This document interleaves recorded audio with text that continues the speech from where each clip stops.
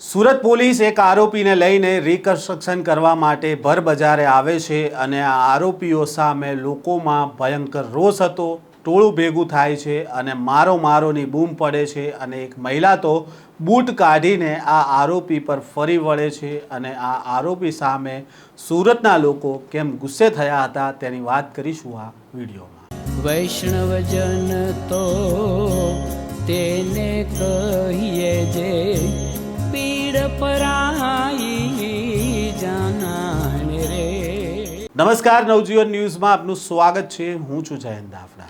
સુરતમાં એક 11 વર્ષની દીકરી ઘરેથી આલુ પૂરી લેવા માટે નીકળી હતી। જો કે દીકરીને એકલી જોઈને 56 વર્ષના આધેડ દુકાનદારે બાળકીના વાળ સરખા કરવાના બહાને શારીરિક અડપલા કર્યા હતા અને બાળકીએ હિંમત દાખવીને ત્યાંથી ઘરે નીકળી ગઈ હતી। ઘરે આવ્યા બાદ તેણે તેની સાથે થયેલી આપવીતી પરિવારજનને જણાવી હતી। જો કે પરિવારે પણ દીકરી સાથે બનેલી ઘટનાને લઈને આ માનસિક વિકૃત આધેડને કાયદાનો પાઠ ભણાવવા માટે પોલીસ ફરિયાદ નોંધાવી, જેના આધારે પોલીસે આરોપીની ધરપકડ કરી હતી અને આજે આરોપીને ઘટના સ્થળે લઈ જઈને ઘટનાનું રિકન્સ્ટ્રક્શન કરવામાં આવતા મહિલાઓ વિફરી હતી અને આરોપીઓને માર મારવામાં આવ્યો હતો। એક મહિલા દ્વારા જે પહેરેલા બૂટ હતા તે કાઢીને આ આરોપીને માર મારવામાં આવ્યો હતો અને આ દરમિયાન કેવા દ્રશ્ય સર્જાયા હતા તેની ઉપર એક નજર કરીએ।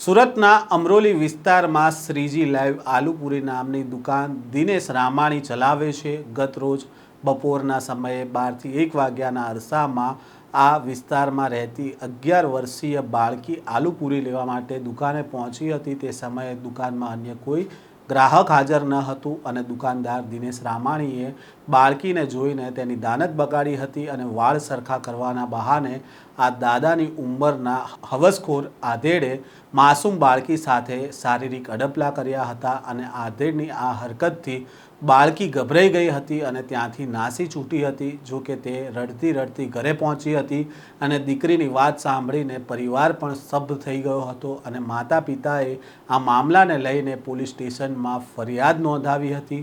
પોલીસે પણ બનાવની ગંભીરતા સમજીને તુરંત જ ભોગ બનનાર બાળકીના માતા પિતાની ફરિયાદના આધારે દિનેશ રામાણી વિરુદ્ધ છેડતી તેમજ પોક્સો એક્ટ હેઠળ ગુનો દાખલ કર્યો હતો અને આજે આરોપીને ઘટના સ્થળે જઈને ઘટનાનું રિકન્સ્ટ્રક્શન પોલીસ દ્વારા કરાવવામાં આવ્યું હતું અને નાની બાળકી સાથે છેડતી કરનાર આરોપી આજે પોલીસ લઈને આવવાની છે તેવી જાણ થતાં મોટી સંખ્યામાં ત્યાં લોકો ભેગા થઈ ગયા હતા અને લોકોમાં આક્રોશ હતો અને લોકોએ તેને ફિટકાર પણ વરસાવી હતી।